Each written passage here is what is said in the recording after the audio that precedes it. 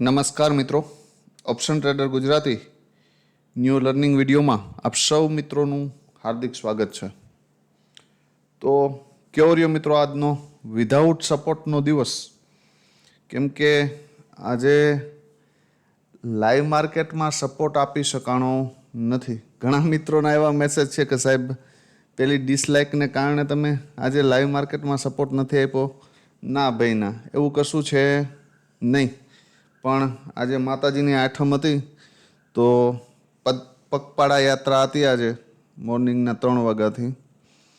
તો સેટઅપ ઉપર નહોતા એટલે લાઈવ સપોર્ટ આપ્યો નથી. બાકી મોજ કરો, જ્યાં સુધી ફ્રી હશે ત્યાં સુધી 100% આપશું. ઠીક છે? પણ આજે મારા મત મુજબ આપણા લેવલ જ કાફી હતા આ મુમેન્ટને કેપ્ચર કરવા માટે. અને ગઈકાલનો વ્યૂ કાફી હતો, કેમ કે અપસાઇડની મૂવમેન્ટ માટે પણ હું સ્ટ્રોંગ હતો અને ડાઉન સાઇડ માટે 25ના લેવલ ઉપર પણ હું સ્ટ્રોંગ હતો. ગઈકાલનો વિડીયો જે મિત્રોએ ન જોયો હોય એ જોઈ શકો.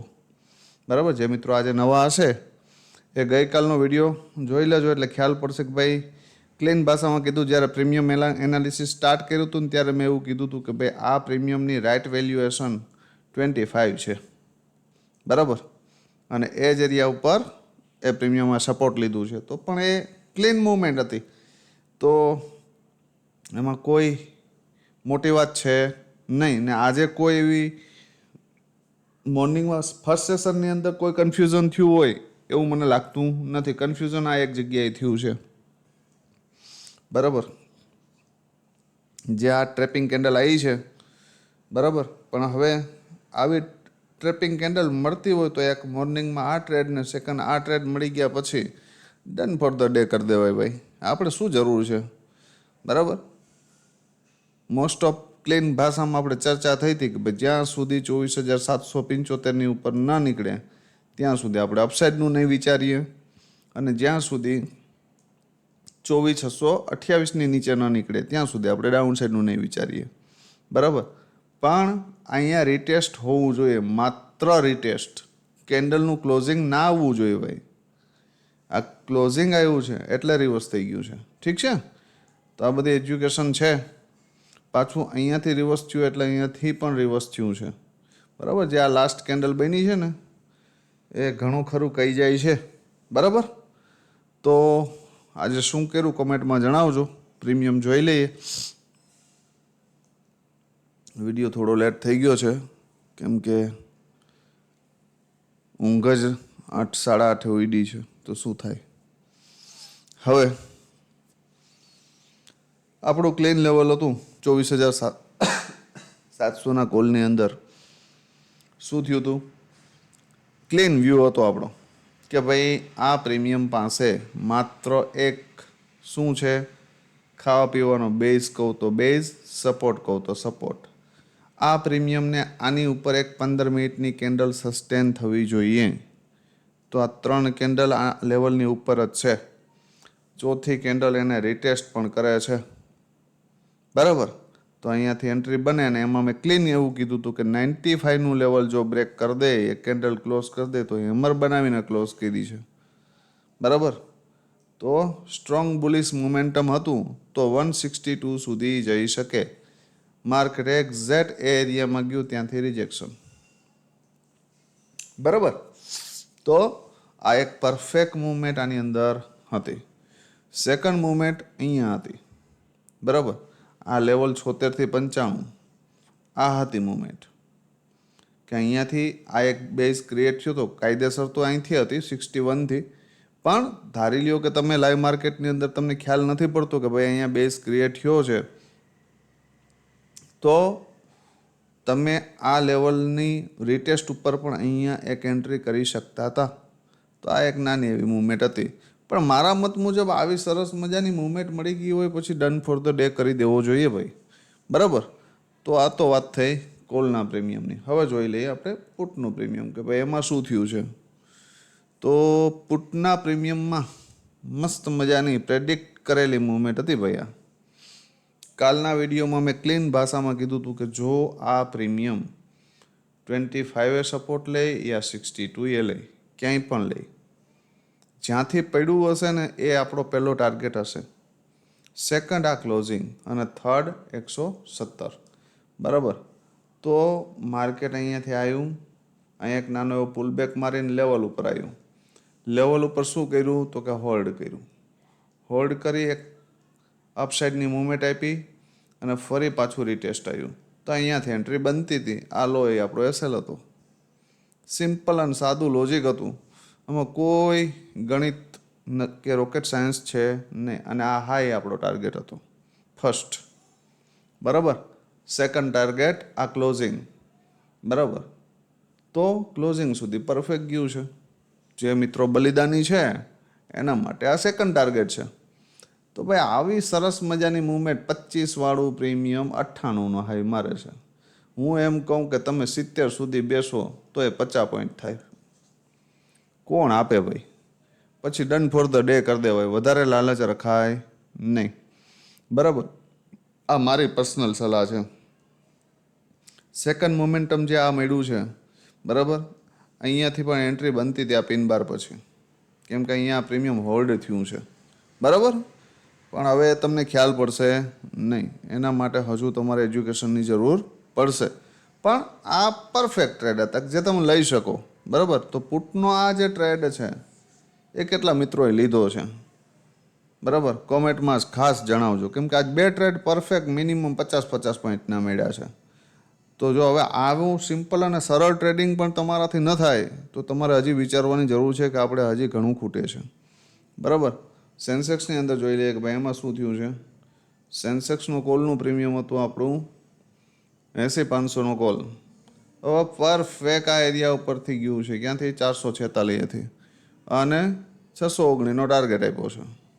ફરી પાછું આ એરિયા ઉપરથી 367ની ઉપર નીકળ્યું છે અને 446નો ટાર્ગેટ આપ્યો છે. તમને એવો પ્રશ્ન થતો હશે કે સાહેબ અહીંયા નીકળ્યું છે પણ આ કેન્ડલની અંદર રિજેક્શન છે, જોઈ લેજો. આ કેન્ડલ અને આ બે કેન્ડલમાં ફરક છે. બરાબર. શું ફરક છે એ તમે નક્કી કરજો. ઠીક છે. આ ફૂલ બુલિશ કેન્ડલ છે, આ રિજેક્શન કેન્ડલ છે. બરાબર. તો આ નજર હોવી જોઈએ કે ભાઈ કેન્ડલ કેવી બને છે, એના ઉપર એન્ટ્રી ડિસાઇડ થઈ શકે. બરાબર. આટલું ક્લિયર રાખજો. બીજું કન્ફર્મેશન કહું છું, આ નેગેટિવ કેન્ડલની બાજુમાં રિજેક્શન કેન્ડલ છે. આ બુલિશ કેન્ડલ છે, એના પછી નેક્સ્ટ પણ બુલિશ છે અને એના પછીની કેન્ડલ પણ બુલિશ છે. મતલબ આમાં ફૂલ બાયર છે, તો જઈ શકાય રીટેસ્ટ ઉપર અહીંયાથી. બરાબર. આટલું ક્લિયર. હવે જોઈ લો પુટનું પ્રીમિયમ કે ભાઈ એમાં શું થયું છે. હવે પુટના પ્રીમિયમની અંદર આપણો એક લેવલ હતો 142. ક્લીન ભાષામાં કીધું હતું કે આ એરિયાની અંદર જો માર્કેટ હોલ્ડ કરતું દેખાય તો અહીંયાથી એન્ટ્રી કરી શકાય. 234 અને જે હાઈ માર્યો હોય તે હાઈ. બરાબર. અને નેક્સ્ટ આ ક્લોઝિંગ. તો એક્ઝેક્ટ ક્લોઝિંગ સુધી ગયું છે ભાઈ. હવે તમે વિચારો 142 વાળું 360, 2x કરતાં પણ વધારે. એક્સપાયરી ન હોવા છતાં પણ એક્સપાયરી જેવી મૂવમેન્ટ હતી અને પરફેક્ટ લેવલ ઉપરથી ગયું છે. બરાબર. તો સેન્સેક્સની અંદર કોઈ મિત્રોએ કામ કર્યું હોય તો એ કોમેન્ટમાં જણાવજો. હવે જોઈ લઈએ આવતીકાલે શું થઈ શકે. બરાબર. આવતીકાલ માટે છે ને ભાઈ, શુદ્ધ દેશી ભાષામાં કાઠિયાવાડી ભાષામાં સમજાવું ને તો હેઠો બહુ મોટો છે. કેવો છે? મોટો. જે એરિયા છે ને ઘણો મોટો છે. બરાબર. આ વચ્ચે કાદવ છે. જો આ વચ્ચે ક્યાંય કાદવમાં ફસાણા ને તો ડૂબવાની શક્યતાઓ છે. શું? વચ્ચે કાદવમાં ફસાણા તો ડૂબવાની શક્યતાઓ છે. હેઠા ઉપરથી જો તમે કોઈ એક્શન લેશો આ બોર્ડર ઉપરથી, કેમ કે આ સ્ટ્રોંગ સેલિંગ એરિયા છે 2 દિવસનું. બરાબર. અને આ સ્ટ્રોંગ બાઇંગ એરિયા છે. હવે જ્યાં સુધી આ બેની વચ્ચે છે ત્યાં સુધી સેલરને કોઈ જાતની તકલીફ નથી ભાઈ, યાદ રાખજો. બરાબર. એ અહીંયાથી ધક્કો મારશે, અહીં લઈ જશે, અહીંયાથી ધક્કો મારશે, અહીં લઈ આવશે. બરાબર. વચ્ચે નાગિન ડાન્સ કરીને પ્રીમિયમ ડીકે કરશે. તો નક્કી આપણે કરવાનું છે કે આપણે આમાં ક્યાંથી ઘૂસવું છે. તો ક્લીન વસ્તુ છે કે અહીંયાથી બાયર છે તો અહીંયાથી ઘૂસી શકાય અને અહીંયાથી સેલર છે તો અહીંયાથી સેલમાં ઘૂસી શકાય. વચ્ચે ક્યાંક જો ઘૂસાઈ ગયું તો પછી ઘૂસમ ઘૂસ થઈ જશે, યાદ રાખજો. કેમ કે 24,791 ઉપરની રેન્જ છે અને 24,605 નીચેની રેન્જ છે. 190 પોઈન્ટની રેન્જ છે. બરાબર, તો ધ્યાન રાખજો કાલે. બરાબર, ક્લીન વસ્તુ રાખજો. એક મિડલ લેવલ આ છે 24,689. આની ઉપર આપણે બુલિશનું વિચારશું ક્યાં સુધી, અહીં સુધી ઓપન થાય પછી, અને આની નીચે મતલબ આ બ્લેક લાઇનની નીચે આપણે અહીંયા સુધી ડાઉન સાઈડનું વિચારશું. આ લો બ્રેક થાય ગઈકાલનું, એને રિટેસ્ટ કરે અને ફરી આ બ્રેક થાય ને ત્યારે માનજો કે આ નીચે જશે. બરાબર, ડાઉન સાઈડ ફસાવે નહીં, આ યાદ રાખજો.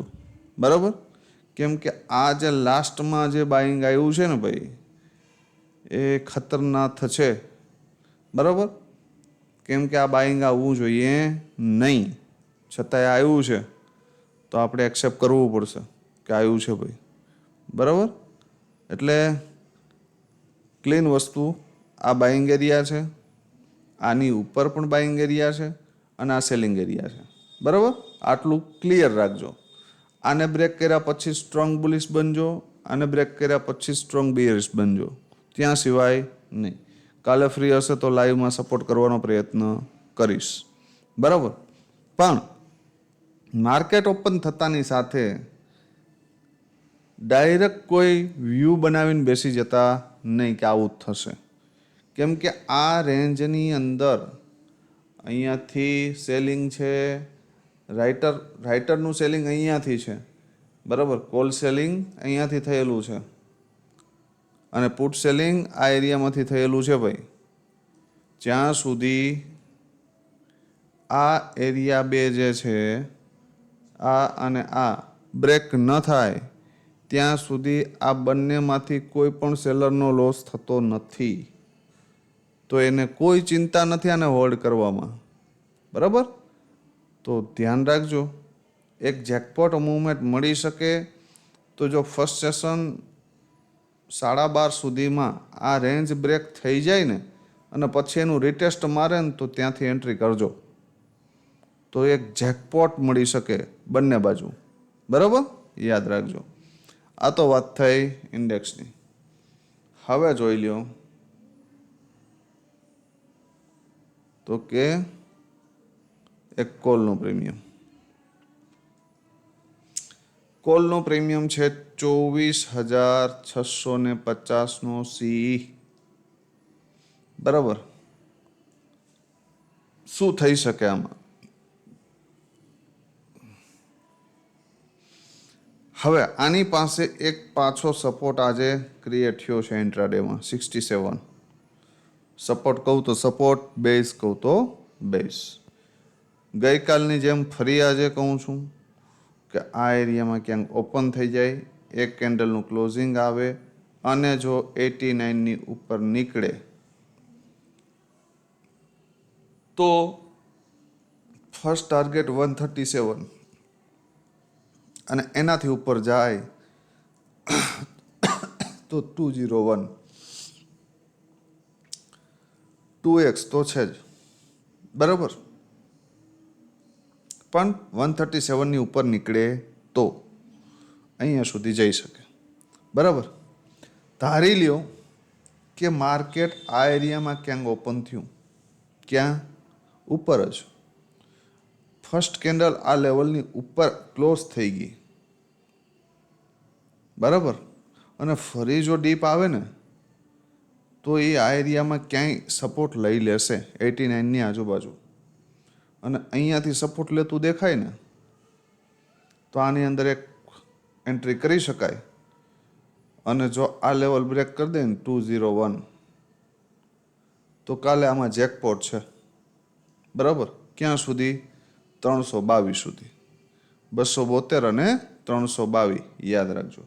કન્ડિશન યાદ રાખજો કે ફર્સ્ટ 15 મિનિટની કેન્ડલ આ હાઈની ઉપર ક્લોઝ થવી જોઈએ ને પછી ડીપ આવે અને ડીપથી એન્ટ્રી થાય 89થી. તો સ્ટેપ બાય સ્ટેપ બલિદાન દેતા શીખજો. આને બ્રેક કરે તો કોસ્ટ ટુ કોસ્ટ, આને બ્રેક કરે એટલે આ લેવલ સુધી, અથવા તો અહીંયા જે કેન્ડલે બ્રેક કરી હોય એનો લો, એમ step by step SL trail કરજો. આ એરિયામાં 60% ક્વોન્ટિટી એક્ઝિટ અને બાકીની 40% ક્વોન્ટિટીને એસએલ ટ્રેલિંગ સાથે હોલ્ડ. ક્યાં સુધી કરી શકાય? 322 સુધી. આ પ્રીમિયમ 67ની નીચે ગયું તો આપણે ડાયરેક્ટ ભૂલાય તો ડાયરેક્ટ, બાકી હપ્તે હપ્તે ભૂલી જવાનું, જ્યાં સુધી નવો બેઝ ક્રિએટ ન થાય ત્યાં સુધી. આટલું ક્લિયર? સ્ક્રીનશોટ મારી લેજો. લાસ્ટ પ્રીમિયમ પુટનું. પુટનું પ્રીમિયમ છે ભાઈ 24,700નો પીઈ. શું થઈ શકે આમાં? હવે આ પ્રીમિયમ મારા મત મુજબ આ એક ચેનલમાં છે, પણ આ ચેનલ અહીંયા કમ્પ્લીટ કર્યા વગરનું આવ્યું છે, બરાબર. પણ અહીંયાથી ફરી પાછું ચેનલનો જ સપોર્ટ લીધો છે, તો કદાચ કાલે આ ચેનલ પૂરી કરી શકે, એવું પણ બની શકે, બરાબર. પણ એના માટે આ જે લેવલ છે ને એ હોલ્ડ થવું જોઈએ. માર્કેટ ગેપ ડાઉન ઓપન થાય તો આ ચેનલ કદાચ સસ્ટેન થઈ શકે, પણ આપણે લેવલ ઉપર કામ કરશું. આ એરિયામાં ફરી પાછું 22ની આજુબાજુ મળે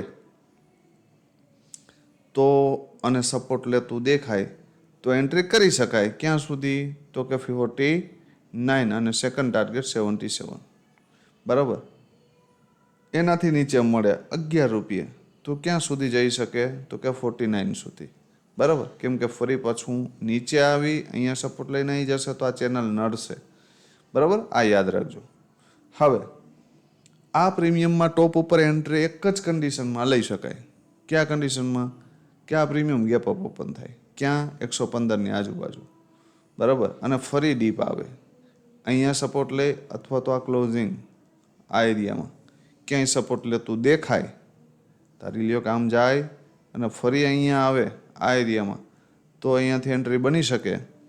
અને 77ને બ્રેક કરી દે તો 115, 160 અને એનાથી ઉપર 204 આવે તો એમાં કોઈ મોટી વાત નથી. પણ ગેપ અપ ઓપન થાય તો અને તો જ.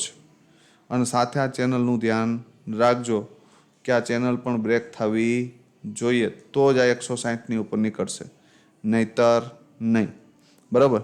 તો આજે તમે સૌ મિત્રોએ શું કર્યું છે કોમેન્ટમાં જણાવજો. વધુમાં વધુ તમારા રિવ્યૂ કોમેન્ટની અંદર, ભલે એક લીટીનો રિવ્યૂ આપો પણ આપો, જેથી કરીને મને ખ્યાલ પડે કે ભાઈ તમે કેટલું શીખો છો, બરાબર. તમારા કોઈ કન્ફ્યુઝન હોય તો કયો, બરાબર. તો એ નેક્સ્ટ વિડીયોમાં કવર કરવાનો પ્રયત્ન કરશું, બરાબર. તો આજ માટે એટલું જ. આવતીકાલે ફરી મળીશું નવા વિડીયોમાં. ત્યાં સુધી જય માતાજી, હર હર મહાદેવ.